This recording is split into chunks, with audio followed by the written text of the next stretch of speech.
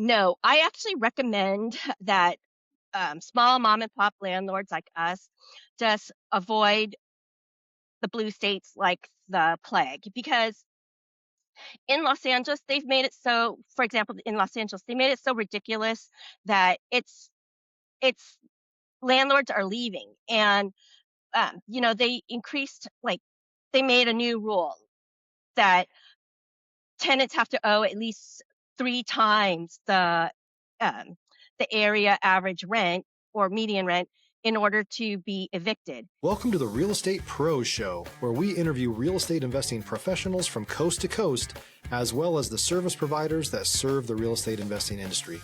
Our goal is simple: share what's working now to help you improve and scale your business to the next level and meet the pros that can help you get there. Real Estate Pros is powered by Investor Fuel, America's leader in helping real estate investors and professionals build the business you need to live the life you've always dreamed of. Let's start today's show. Property insurance for real estate investors doesn't have to be difficult, but it does need to be there to protect you when you need it. MyInvestorInsurance.com not only provides insurance at 15 to 30% cheaper than traditional agencies, it's built specifically for real estate investors like you. You can set up an account in about 2 minutes, get quotes on properties, turn on and turn off insurance for your fix and flip or rental properties in around 2 minutes without having to talk to anyone directly, all through our portal. There's no better way or faster way to make sure you've got the coverage you need to protect you, and no more lengthy policies either. Once you're set up, you're billed monthly and prorated by the day for however long your policy is active. It's powered by MSI, the third largest independent MGA, with 1.5 million customers and more than $1 billion in cumulative premiums written. Get set up today in about 2 minutes at myinvestorinsurance.com/fuel. Hey folks, welcome back to the show. Today's guest, Keith Feusner, is a real estate investor in Toronto, Canada, investing in several markets in Canada and the US. Welcome to the show, Keith. Thanks for taking the time today. Thank you for having me. Now, when we talk specifically about the niche of real estate investing that you're involved in, you're in Canada, in Toronto, but you're not just investing up there, you're also investing in several markets in the US as well. That's right. I ended up specializing in what's called the missing middle in Toronto. Um, I live in Toronto, but I invest in markets in Alberta, Saskatchewan, Florida, Texas, and California. And the missing middle is basically small multifamily unit projects between, say, 2 to 8 or 16 units. And so they're just a hybrid of between a single family home and a high rise. And thing with this is that I really like this niche because you kind of have um, properties that need less maintenance because you don't have to have like a janitor cleaning the common hallways in an apartment building, and you really just need someone to mow the lawn on the outside.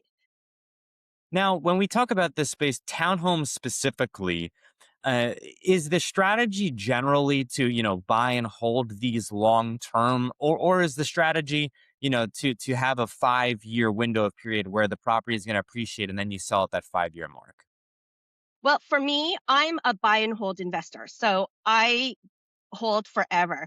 My first property I bought in 2012, and I ended up selling it in 2023 because of Los Angeles's very anti-landlord friendly, Yeah. anti-landlord policies. And so I'm phasing out my investments in Los Angeles and moving to more landlord friendly states like Texas and Florida. Now, when And we I talk plan to hold those forever. when we talk specifically about investing in some of these other markets, you mentioned Texas, Florida. You're up there in Toronto, and I know you're in some other markets as well in Canada. How are you managing these properties from a distance? You must have either boots on the ground, or I'm imagining someone who's there assisting you. Definitely. I have property managers in all local markets in which I have real estate. I do not want to have to deal with phone calls from a tenant, and I'm more than happy to pay their fees so that they will take the call at night and I could just focus on managing my portfolio and looking for new deals and um, Stop living on an island and join the #1 mastermind in America for professional real estate investors. Investor Fuel is a community of hundreds of the nation's top investors working together to build stronger businesses and better lives. In addition to the amazing community of real estate investors acting as a board of advisors for one another, Investor Fuel members have access to 100% funding on purchase and repairs for our members only, a health insurance program, and benefits and discounts that more than pays for the membership of most of our members, meaning it's actually costing you money to not be a member of Investor Fuel. If you're looking to scale your business and build a business that allows you to live the life of your dreams, please visit investorfuel.com today and book a call with our team. focusing on how I could refinance deals to take money out to buy more real estate or save money by getting a lower interest rate. There's always a million things you could do if you're not actually managing your properties. Now, I want to actually get a little bit granular here if we can. You mentioned refinance. When you're doing a cash out refinance, and I'm asking this question because I've had someone here on the show recently who was talking a HELOC versus a cash out refinance.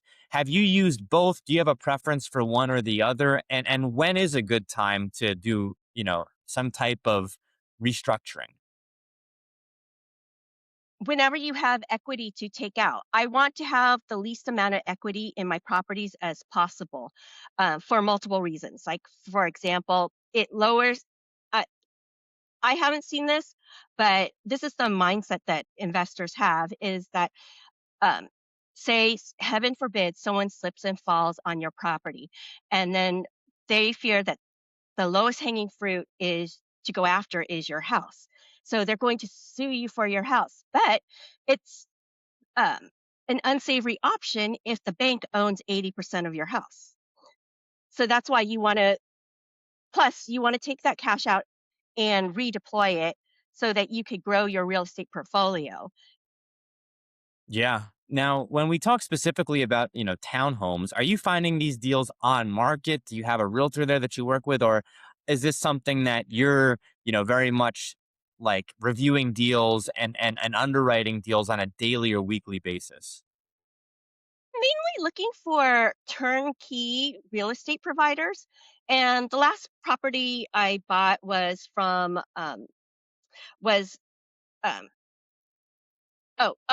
was from a company called Build to Rent, and they specialize in selling properties to investors that are basically brand new construction and already have like an in-house management, and they also can connect you with financing, and so it's like basically a one-stop shop for investing, and you just choose what market you want to go into and which properties you want to invest in. Like if they have a range of single family homes and small fourplexes, and some of them have a little bit um, larger. Now, are you buying these properties typically unoccupied, or will they ever have a tenant in them, tenant in place? Done both, and there's pros and cons to everything. Like for example, if I'm really picky, I about who I want to place in my property, so I have like this criteria for tenants of what kind of profiles they must have. Like, for instance, they must have 700 credit score, no history of eviction or debts, and they must make at least 3 times the income.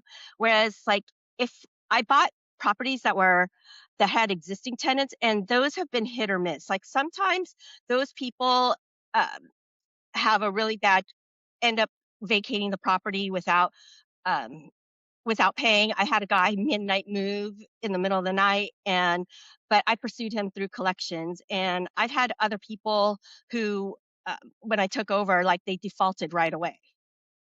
Yeah, that's a typical, difficult thing to encounter when you are inheriting tenants. I do want to pivot a bit here. I know that you actually have some slides based on your investment strategy that's been working for you. If you want to go ahead and share that. Yes. So I have what's called what I call the golden rules of real estate investing. And golden is spelled with two D's, and every letter stands for something to look for when you're investing. So the first, If you're looking for consistent, high quality leads, look no further than Investor Machine. Investor Machine isn't just another agency, it's the most sophisticated, data driven lead generation company on the planet for real estate investors, and serves the role of being not just a lead generator for your business, but a marketing partner that is helping you achieve your goals along the way. Go to investormachine.com to learn more and schedule a call with our team today.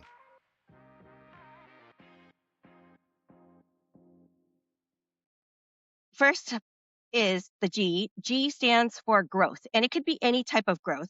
It could be population growth, which actually goes hand in hand with economic growth and job growth. And so here I have a slide of the fastest growing cities in America, led by Austin, Raleigh, Cary, North Carolina, Orlando, Florida, South Carolina, Charleston, South Carolina, Houston, Texas. So if you are anywhere in these, I suggest like this is a good starting point if you don't have any idea of where to invest. And I do a lot of research on demographic research, just like reading news and um, about population growth and where are um, companies investing. Like, and for instance, the biggest driver of growth right now is AI. So in Alberta, they're building new AI data centers in Alberta, and it makes sense to build it there because that's where the cheapest land is versus Ontario. And so here I have a chart, a list of the cities that have um, the fastest growing AI investment hubs. And on it in the US, you have Seattle, New York, Washington, D.C., Boston, and Atlanta. And I I was want to really I want to surprised by pause Atlanta. I want to pause there. I do have a question that came to mind looking at this. As I'm looking at this, I mean, I'm looking at Seattle, New York City, Boston, right? These are major metros, not necessarily the most known to be landlord friendly. What's your take on investing in those markets? Would you personally, be looking at investing in the greater sprawl, the urban sprawl of New York, of Seattle, of Boston, of Atlanta? No, I actually recommend that small mom and pop landlords like us just avoid the blue states like the plague because in Los Angeles, they've made it so, for example, in Los Angeles, they made it so ridiculous that it's landlords are leaving. And they increased, like, they made a new rule that tenants have to owe at least 3 times um, the area average rent or median rent in order to be evicted. Yeah. And you can't even file for eviction if they're like 1 month's rent late or 2 months. They have to be 3 months rent late now. And you're never going to see that if somebody is going to live there for 3 months for free. And then it takes you another month to get a court hearing, and then it takes you another 2 months for the sheriff to lock them out. So in markets like that, tenants know how to play the game, and so there's all kinds of professional tenants just milking the system and taking advantage of landlords because they know that landlords will just opt for giving them a huge cash for keys payout just so that they can leave right away versus having to deal with them living there for 5 months and going through the legal process, if not longer.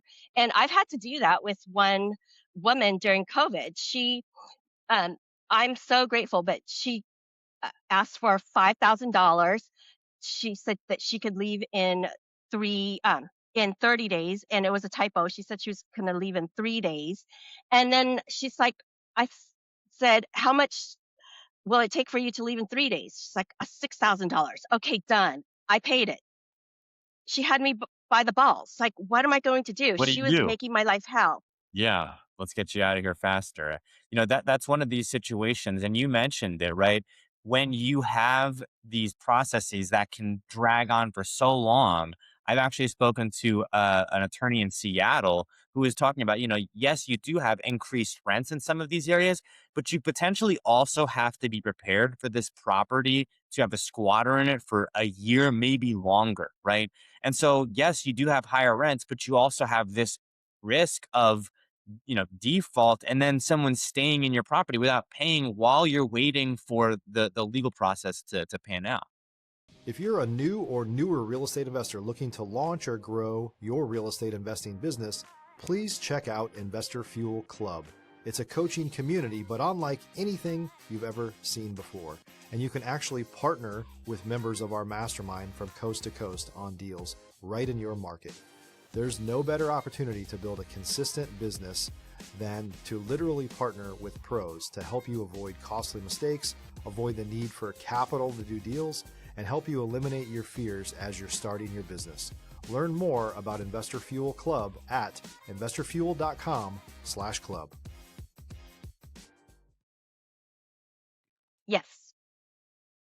So, continuing on with my presentation here, um, the next uh, the next letter in golden is O, and I look for neighborhoods in which there's a ratio of owners to renters of 75% to 25%.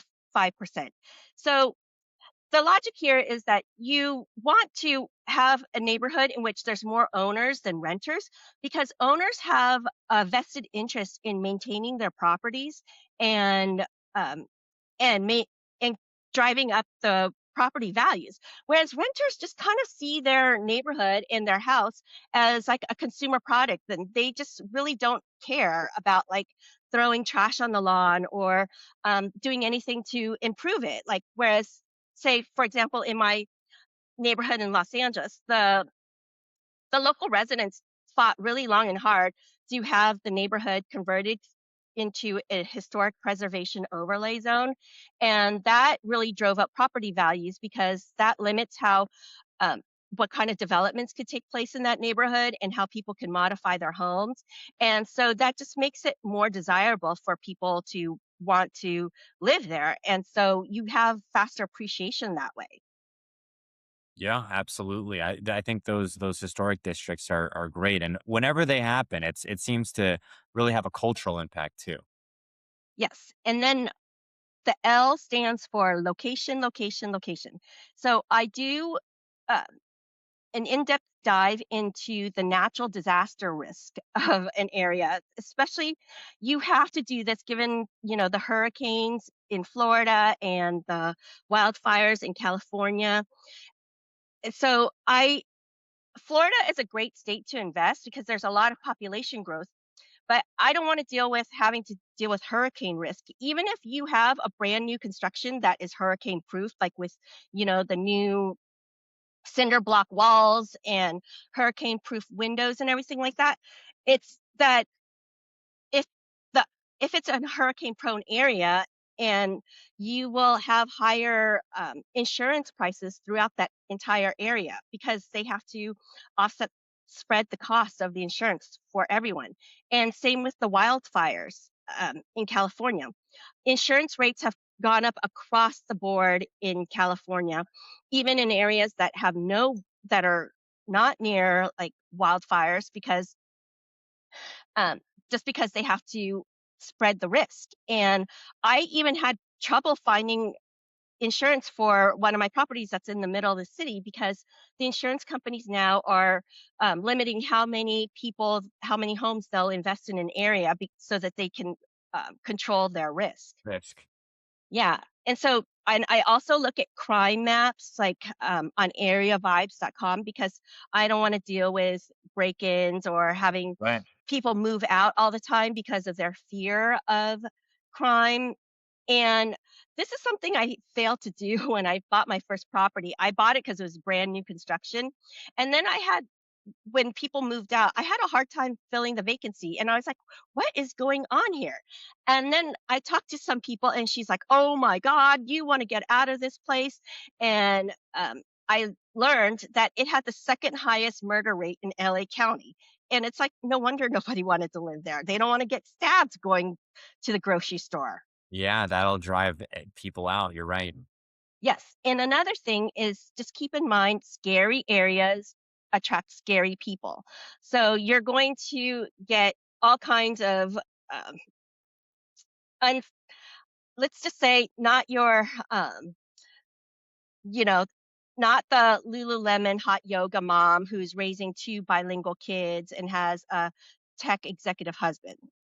Yeah, it's a And so different vibe. another location risk is that you want low risk of government interference and you want a very landlord friendly state. Like in Texas, you know, they will just go through the protocols and they even expect that everybody to pay rent. Whereas like in California, they're actually hiring, they're making it so that tenants get free legal services for being evicted. It's like, how hard is it for somebody to decide like whether you should um, get to stay there? Are you paying rent or not? It's kind Or of not. like really simple. Like, why would a landlord want to kick anybody out unless they're not paying rent? Because unless they're being doing something illegal, we don't want to have to find another tenant.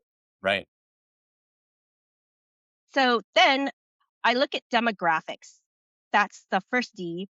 And I want the highest performing schools. So check out the schools in the area on greatschools.org. And I want the highest area median income versus the state or the city. And you can also find that on areavibes.com. And it's just goes hand in hand is that higher quality tenants have higher incomes.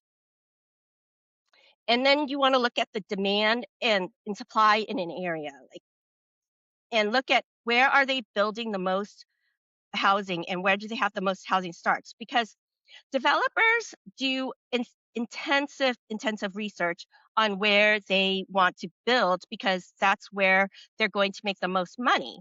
So, and it's also where there's lower vacancy rates Yep. and where they see a lot of population growth and job growth. And it's also very neighborhood specific too. Like, for example, downtown Los Angeles has gone to seed.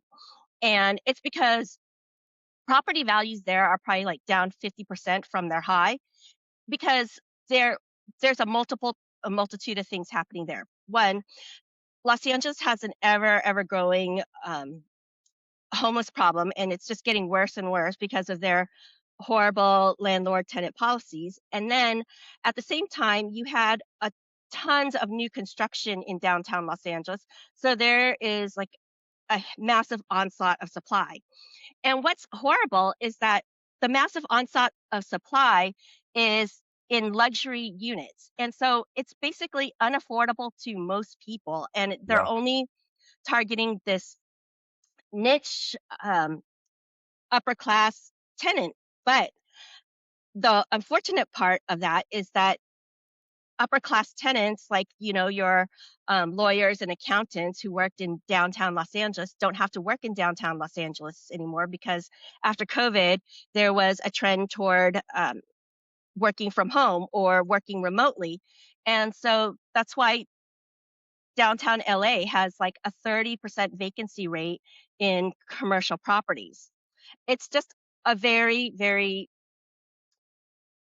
unfortunate um, storm of uh, Yeah. perfect storm of variables Everything that colliding you there. have that could go wrong, would.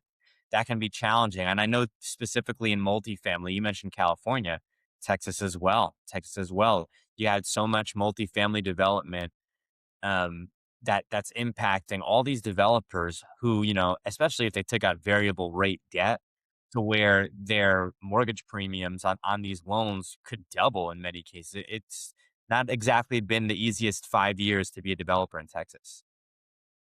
Right. Okay. So then the E in Golden stands for easy access to amenities. You want to be in neighborhoods that are close to schools, grocery stores, restaurants, hospitals, and universities. Universities have a steady supply of demand from students, and hospitals have very high quality workers because they're those jobs are very recession proof. There's always a shortage of doctors and nurses. And you want to be close to airports because people want to be close to places where they could travel easily out of. And my ultimate tripwire for determining whether a neighborhood is good is the presence of a Starbucks and a Whole Foods. And this is kind of like a chicken or the egg thing. Like, does Starbucks drive up the property value in a neighborhood, or do they do such good research that they know which ones are the up and coming neighborhoods? And so you almost can't go wrong with Starbucks and Whole Foods. Like, How do you feel about Whole pickleball courts? I feel like a high-end pickleball court is now a harbinger of good things. Geez, I haven't thought about that. I don't play I mean, I've played pickleball a few times, but I don't know. I've That seen would a be little bit of something to that. investigate. Yeah. And finally, the N is new developments. So you want to look for, be abreast of like what is being built in and around um, these neighborhoods. Like, for instance, the development of the new stadium in downtown Los Angeles really drove up the prices of real estate in Inglewood, and the development of um, the Grove in Los Angeles drove up the property values in that neighborhood, because it just makes it a very desirable place to live, because you could easily walk to the mall.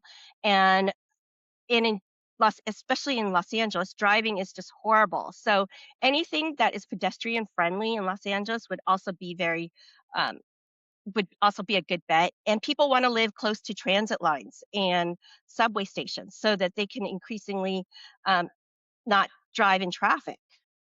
Yeah, no question. You have the slide up right now talking about the World Cup, right? That's going to be a very interesting uh, time, really, for everybody in California, and then for investors who are capitalizing on that. If you've got a short term rental during that time period, it'll be very interesting to see how that works out.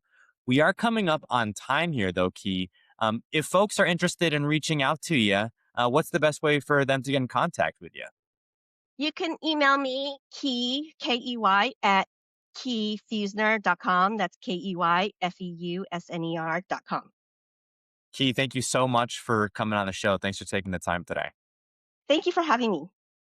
Thanks for joining us for today's Real Estate Pros Show. You can learn more about the amazing benefits of the Investor Fuel Mastermind community, including surrounding yourself with hundreds of other rock stars, 100% financing for your deals, and members-only discounts from vendors you're likely already using that, as a member of Investor Fuel, will save you more than the cost of your membership. Visit investorfuel.com to learn more. If you're interested in joining us as a guest of this show, please visit investorfuel.com/pros to apply. You can also check the show notes for access to free resources, how to get access to world-class lead generation, and much more. Don't forget to subscribe so you never miss another episode. Have a great day. We'll see you on the next show.